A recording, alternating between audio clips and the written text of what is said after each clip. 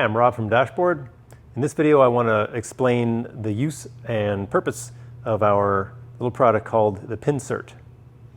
This is a carefully machined piece of Delrin that is designed to take up any slop between the size of our locating pin on the front bracket and the width of the slot on the bottom of your guide rail. These tend to vary quite a bit from brand to brand and even within brand, so that's what this is for. Now, it's very simple. It fits over the pin, has a great fit on there. You can slide it around, but there's no slop.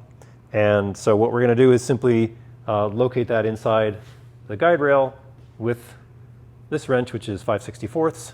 Apologies to my metric cousins.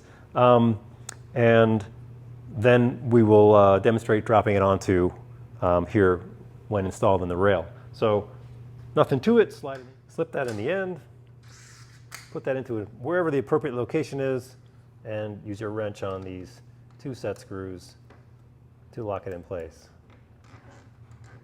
Now you're ready to go. So now that the Pinsert is located approximately where it needs to be on the rail, we simply drop it down onto the pin,